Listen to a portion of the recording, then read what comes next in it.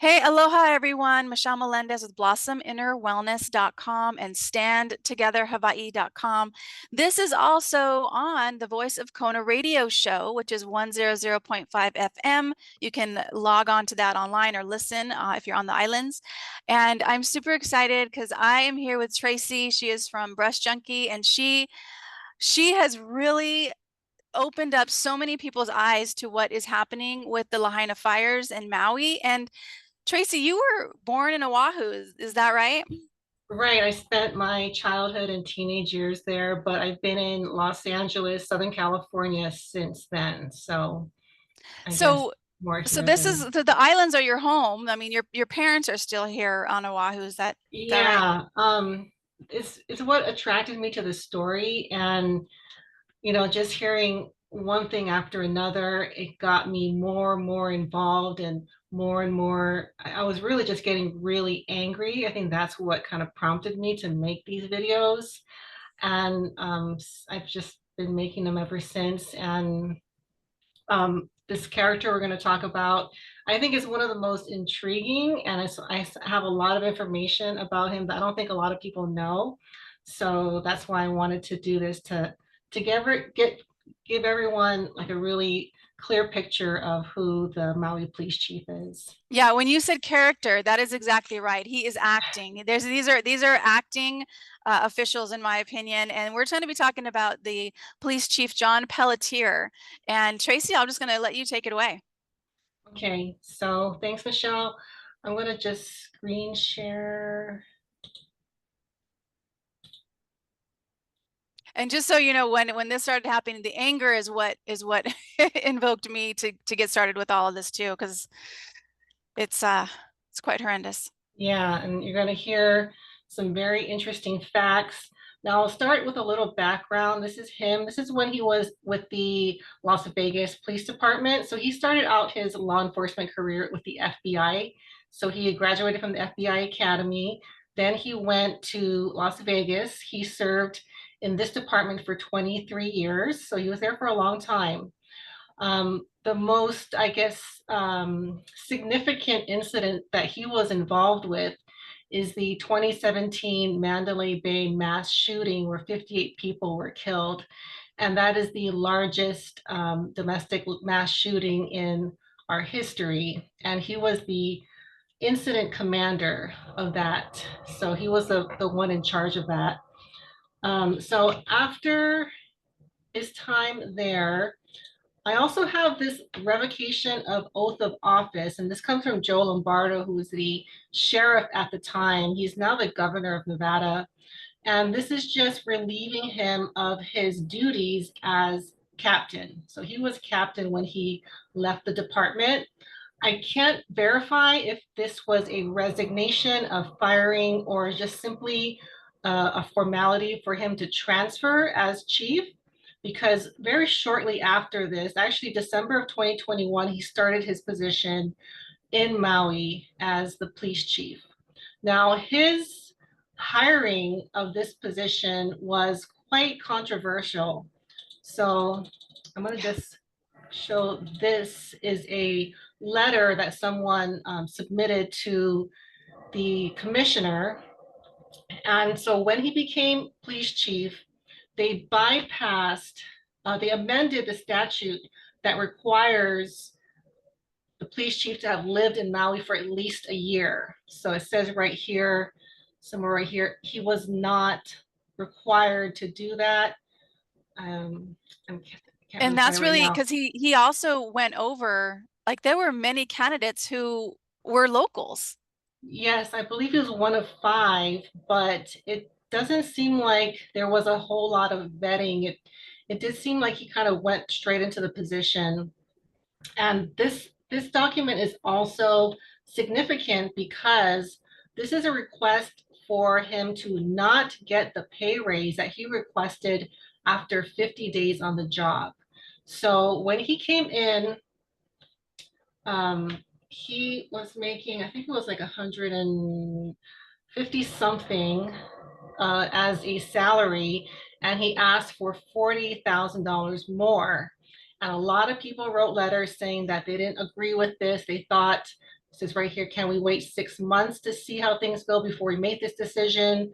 There are many officers, it says right here, 15 to 20 years of experience willing to quit without their pension because the morale was so low Yeah. at the police department. But what happened was they actually didn't listen to these letters and they gave him $46,000 as a More. Oh pay my gosh. So more. $6,000 more than he Yeah, asked for. they gave him more, which is not normally how a negotiation works. No, it goes the other way. Yeah, so okay, let me go back. Wow. I'm gonna backtrack a little because so this is him with the MPD, Maui Police Department. So something that happened almost 2 months after he started, so very shortly after he took on this position, his personal secretary, Terry Jones, was killed in a car accident. And I'll explain how he explained this tragedy. He said that at 4:40 in the morning, February 24th of 2022, she was with her daughter delivering papers and someone stole her purse either from her car or from her. And she decided to get into her car and go on a high-speed car chase. And this is the actual accident. This is her car. She hit a tree at the base of Haleakala, I believe. And she was pronounced dead on the scene. So she didn't go to the hospital. They didn't try to, I guess they didn't try to resuscitate her or anything. But that was really all I was able to find. There's interviews with her daughter, but yeah, then he did a or a briefing, going over how special that she was to him, how much of an amazing person she was, how she was the first person that she hired as his private secretary. And that is sound very nice. However, they had only worked with each other for maybe 2 months. So it is a little odd that he had this strong emotional attachment to her, but that is what happened. That I Hmm. believe that was the day after she passed. So other things that were happening during his first 7, 8 months on the job, he got 7 official complaints Yes. from the department, and they were mainly about creating what they say, a hostile work environment. And a couple of high-ranking officers, including an assistant chief, Clyde Holokai, and a deputy, William Hankins, they retired early because they say it because they were under so much stress working under Chief Pelletier. Yeah. Okay. Yeah, I remember reading something about that in the paper as well. I think something about the morale was down. Right. So when he came into the department, things were already not doing very well. Morale was down. They were short many officers, and things actually got much worse when he became chief. Mm. So this is the year kind of leading up to the event. So let's fast forward to August 8th, the day of the Lahaina fire. So a couple of unusual things that went on surrounding Chief Pelletier. He was not in the emergency operations center. So So when a big, just so you know, you have your screen shares on the letter. okay, Okay. I And don't you can have, always screen share off if you want to. Go ahead. okay. Well, I'll leave it here. I'm going to get into this very shortly. So he was not in the EOC, which he claims is normal. On the camera, he said that it was appropriate for his deputy to be in the EOC in his place. But later on, we find out that is not standard operating procedure. He is supposed to be in the EOC. He's supposed to be the one of the first people there because his ranking allows him to command over different departments, and you need that in order to coordinate an emergency response. Yep. So when asked that, where was he was at first very elusive, but he said that he was in his own personal command center, but that's really all I know. I don't know exactly who was there, what he was doing, but he was not seen where he was supposed to be. And I believe he told the news that it was appropriate for him not to be there because if he was there, he couldn't do his other job. But I don't know what that other job is. Okay. Interesting. Yeah. So another thing that is very suspicious that happened that day is, and this is one of many pictures of roadblocks that the officers were conducting, and they were on all of the main roads going out of Lahaina during the fire. So this is one here, and That's the day of the fire? yes, this is during the fire. And in addition to this, I know you interviewed Anne, who actually spoke to one of the officers, asking them why they were doing this, right? Why were they blocking the roads? And they said that they were under orders. Mm-hmm. So that's kind of all we know as far as why they were blocking people in. Mm-hmm. But a lot of people lost their lives because of this. They got stuck in their car. They either passed in their car or some of them jumped out and, ran into the water. But this is the cause of many people Oh my losing their gosh. lives, right? And so he also is caught lying about this because initially he said that there were no roadblocks. He said that his officers were trying to get them out of danger. I believe those were his words. We're trying to get them away from the danger, Mm-hmm. when in fact they were kept in danger. Mm-hmm. So after all this evidence came out, it was undeniable that there were roadblocks. So he backtracked and said, well, yes, there were roadblocks because of the down power lines. Yeah. So we do see pictures of down power lines, but we do know that according to conversations between MPD and Hawaiian Electric, they were not energized from very Correct. early in the morning. I believe like 6 in the morning, HECO de-energized those power lines. So there wasn't really a risk, even if the cars were to pass those power lines. And they're also pictures of the roads clear where there is no blockages, but the Mm-hmm. cops are blocking the way anyways. So Mm-hmm. what that tells me is there was a concerted effort to keep people in the danger zone and maximize the amount of people that lost their life. So that was one of those facts that really, really upset me. That's And murder. just imagining that, experiencing that and the amount of fear that those people must have been in. And they just thought they were doing the right thing. Yeah. And, you And know, trusting. They were trusting their police. They were trusting, their where they were at. And yeah, that must have been terrifying. And so what Anne was saying was that the only reason she got out was because she said, I'm not, just go, just go. So the people that did go around the police barricades were the ones that made it to safety. And she also said that she went back. She said they closed it after her and that she went back and there were no obstacles, there were no power lines. And she also right. said that the power was turned off from the beginning, from the early morning. So they weren't energized. And so, yes, yeah, I agree with all of this. Yeah. Anything else you want to share? Um, And I do want to let people know that we have sent a complaint to the police commissioner asking him to investigate the police chief based on testimony from people saying that there were these blockades. And he wrote us back and he said there was not enough evidence, that the evidence was circumstantial, not sustainable. Can't remember his exact words, but he said that it just substantiated. Our evidence mhm. wasn't substantiated. So what our next step is we will be going to the Board of Ethics, as well as I'm going to write an affidavit. So I'm doing these affidavits, which I'll share at the end. But anything else you want to share, Tracy? Something that's going on right now is he has been absent from all public appearances. He was missing from the governor's State of the State address. I think he was supposed to be there. He was missing from the march on the 20th where people got together.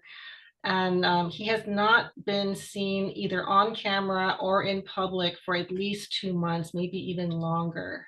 So I do feel like he's feeling the pressure. He knows that he's been caught and he just simply doesn't know what to do. So that's kind of his status as of now. Absolutely. Yeah, they're on the run, you guys. What happens when you turn the light on a room filled with cockroaches? They scatter. So Right. that's, Bisson was the same. He was Peggy Hall. Peggy Hall was saying Bisson is missing. So he was Mhm. missing for like a month. He's closed his doors. This is the mayor of Maui. So these people know they've been caught, and it's up to us to stand up and tell them, we see you. We know what's happened. This is you guys are going to be held accountable. So yes, anything else you want to share on that? I love it. No, I think Great that's it. information. So I just want to let people know, go to standtogetherhawaii.com, standtogetherhawaii.com, and click on actions. I am putting the action to the governor, which is the affidavit that shows all of the ways he has violated his oath of office. And it gives you step-by-step instructions of what to do. It is going to take some time for all of us to take action with this. You do have to print it out. You have to get it notarized, sending it registered or certified mail. And then we want to send this also to all of his cabinet. We want a copy, and I'm actually working on the cover letter right now, and it'll be done by the end of this, by the time this video is uploaded, a copy to all of his cabinet members to tell them this governor has violated his oath of office. He's going to be receiving this, and then we will be taking the next step, which is going to federal court. And they need to know that they're next if they violate their oath of office. We're going to be doing that with the Maui City Council, who also has violated their oath of office when numerous people from around the world said, do not dump this toxic waste at a sacred site in Hawaii on Maui, Alualu. And they did that anyway. And then in a report, it said they were pressured to put this through, or they would lose funding, from the federal government. That is fraud, you guys.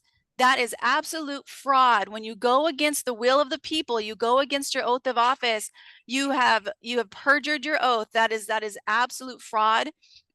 So that is proof right there. And also we're going to be, and then the next part. So that affidavit is finished.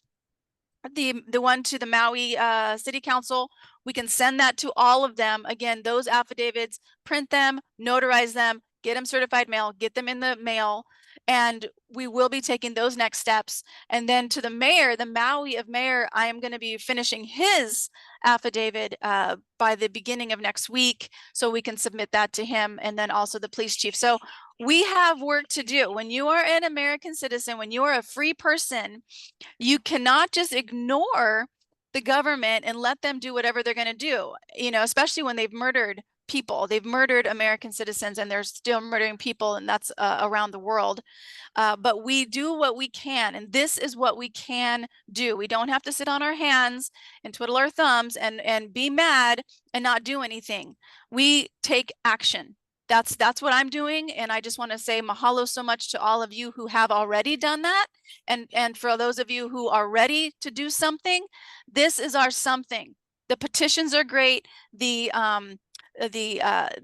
protests are really, really great, but our action is also paperwork, is also going and showing them you can't do this, and we will be taking them to federal court. We will, you guys. We got this. We totally got this. Tracy, thank you so much for your All time. right. Anything else you want to share? Share Thank your you. YouTube channel. All right.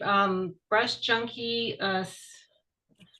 There's numbers, but I'll link it down below, and I'll link a couple of videos that I did about Chief Pelletier. I have at least 2 or 3 on him if you guys want to see more. Yep. So. I'm going to put your link also in the description. Please follow her. She has amazing videos. I think one of the last ones before was all about how the direct energy weapons, the DEWs. It was incredible. Like when you watch that video, there's no way you cannot understand that Maui Right. was attacked at all. Right. So, all right, let's just do a quick prayer. Great Spirit, infinite intelligence of all things, you're really running the show here. And you're guiding each one of us to do our kuleana, what is ours to do. And you're giving us that strength and that courage to take that step, to print these papers out, get them notarized, get it certified mail, get it in the mail. You have this vision for our future of not just the Hawaii Islands, but the world. And that is peace, and it is freedom, and it is making the world a better place with harmonizing and bringing together, unifying all people from around the world. And we know that this is it's quite the journey that we all said yes to, that we all said, I'm going to come forth at this time in history, and I'm going to make a stand I'm going to be the light in the darkness that surrounds the planet. And that light that, again, the darkness cannot hide from it. It can't. So we just give you so much gratitude, and we give so much gratitude to all people that are standing for freedom, that have protested, that have written in, that have done affidavits, that have just spoken their truth and just shared with people, their close friends and family or strangers. We just give so much gratitude because that is happening. This is like a wave of truth through the people, just going through the world right now, to end the tyranny, to end the lies, to end the murder and the torture of innocent people. We call that forth now. We know that it is done. We know that this planet is free. We know that all of these criminal government officials are either stepping down from office voluntarily or peaceably being removed from office, and they are being held accountable. They are absolutely being held accountable. We see that done, and we know it is done through you, Great Spirit, because the force of love, the force of truth, the force of peace, the frequency of that is so much greater than fear, so much greater. And we know it is done, Great Spirit. Mahalo, mahalo, mahalo, and so it is. And All Tracy, right, we just thank you send so you much. so much energy for your way, sister. You're Thank really you. some of your videos. And Much thank you mahalo. so much for all the work you're doing. I don't know how you do it, but thank you so much for putting all the paperwork together and giving people direction as far as how they can get involved. So Yes, thank you so much. absolutely. If you are watching this in your state, or even your government has done something against the people, the template I'm using a template that was given by Jack and Margie Flynn, and I believe it's called the Citizens of the Constitution, American Citizens of the Constitution. I'll link their website, but it's a template anybody can use. Anybody can use this. So you just, it's really, it takes effort, but anybody can do this. So, all right, mahalo, Tracy. I'm going to leave your link in the description, and you are in charge of the recording. So I feel like trying to Okay, press recording. Go ahead. thank Aloha. you.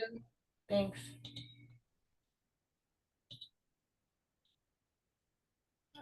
Sorry.